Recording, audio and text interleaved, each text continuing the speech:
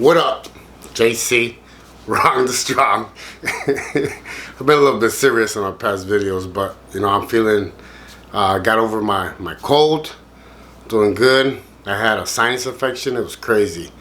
But I know everybody is going crazy watching, you know, the new Narcos on Netflix, the new season that just came out and everything. And, you know, to me, I like to watch it because I like to see how true some of the facts are and how close they're coming to the story, you know, without, you know, jeopardizing certain people and certain, you know, governments and stuff like that. But man, they've been doing a really good job, and the reason is that I know about this stuff is because when I did my time in Mexico, there was a lot of OGs in there, and you know, today we're gonna talk about one. Today we're gonna talk about Rafael Caro Quintero, was considered the narco of narcos. I call him OG of the game.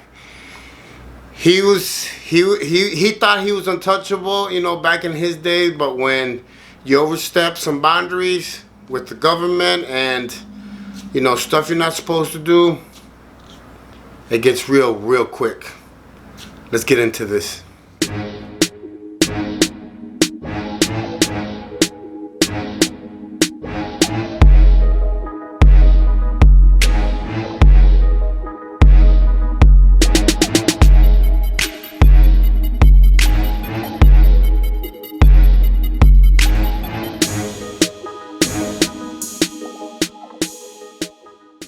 What's up, guys? JC, Wrong Strong. If you haven't subscribed to my channel, make sure you subscribe, hit the like button, leave a question, whatever. You know that I'm doing a series on all the narcos from Mexico, part of my story, part of my life.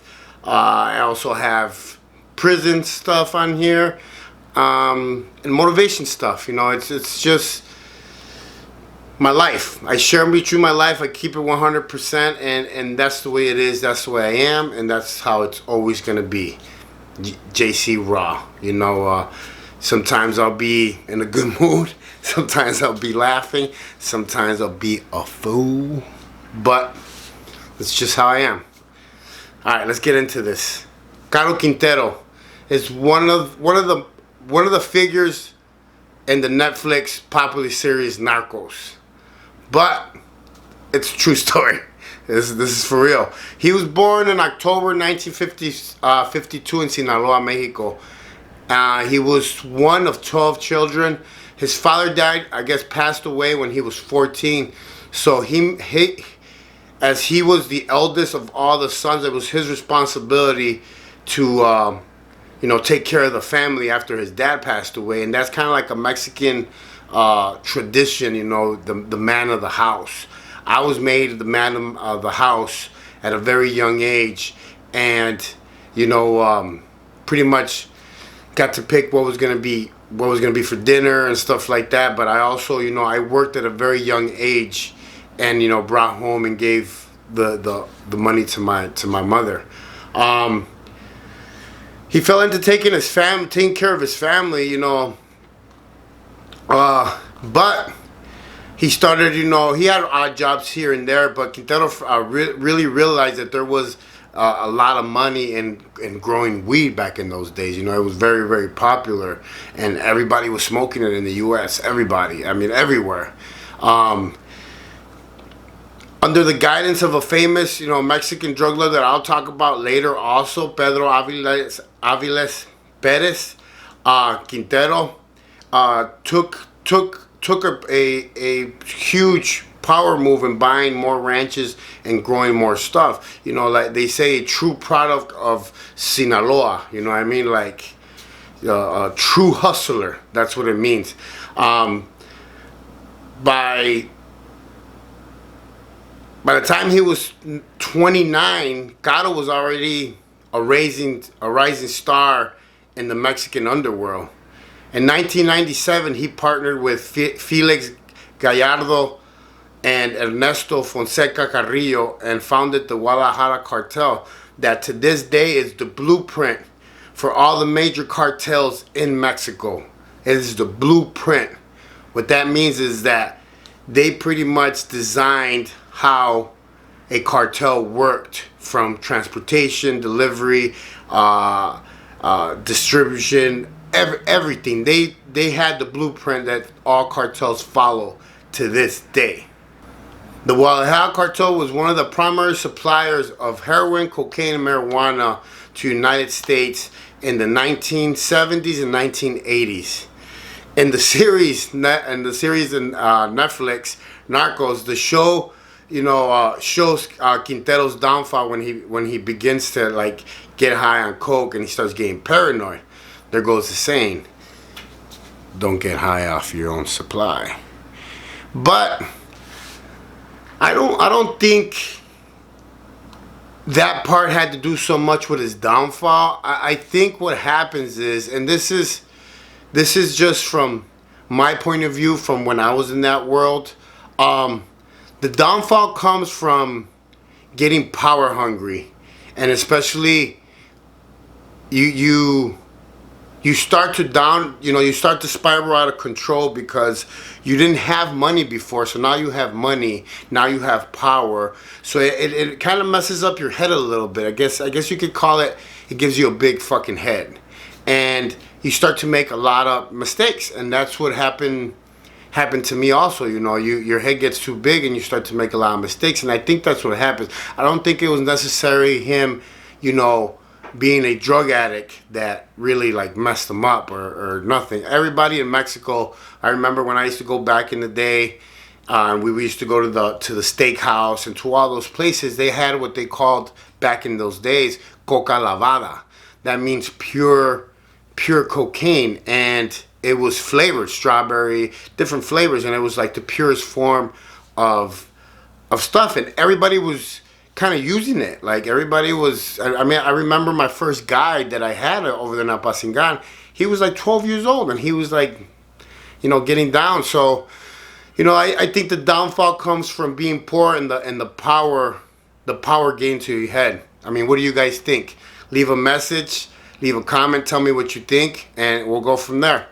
The Mexican authorities raided his enormous buffalo ranch that he was growing marijuana in Chihuahua. It was one of the biggest ranches ever seen growing weed. It was $2.5 billion, I think, to buy it. With the help of the DEA, they were on him on the show. They show that Kiki was one of the Mexican DEA agents that went undercover and worked at the ranch.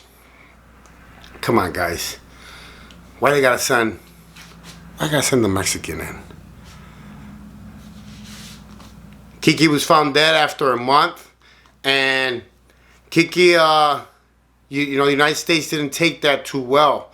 And even at the time, President Reagan wanted to close all borders and pretty much all business down with Mexico because of what happened, and the Mexican authorities not taking care of business of what needed to be taken care of business. So 2 months later, they stepped up. They arrested him in Costa Rica, put him in jail, and tried him in Mexico. But why didn't the U.S. extradite him? They have extradited everybody else. So, who knows? They sentenced him to 40 years. In 2013, however, Caro Quintero was released from prison after 28 years. A Mexican federal court had set him free after overturning his conviction. At the age of 53, the narco of narcos, OG, triple OG, walked away. Happy ending? It's never a happy ending when you're in that lifestyle, man. There's been times where people actually wait until you get out and then they kill you, or they wait till you get out, then they pick you on another case, and it's never a happy ending. So it's crazy, but in 2017, the DEA identified Caro Quintero as one of the leaders of the Sonora Cartel. In April of 2018, the FBI added him, now 58 years old, the grandfather of drug trafficking, to the list of the top most wanted, offering 20 million, one of the highest amount in FBI history. Yeah, so no happy ending. They're looking for him now. He's believed to be hiding somewhere in Mexico. Do I believe that they'll find him? Probably not. He's going to probably go deep undercover. And, you know, if he is operating with the Sonora Cartel, he's probably working as an advisor just because of what he knows and what he did in the past and just the connections in general. You know, it is what it is. It's that world, that underground world, that if you pick to play in it, you better be ready to do some time or give up your life. And even, you know, loved ones, because it is a dog-eat world.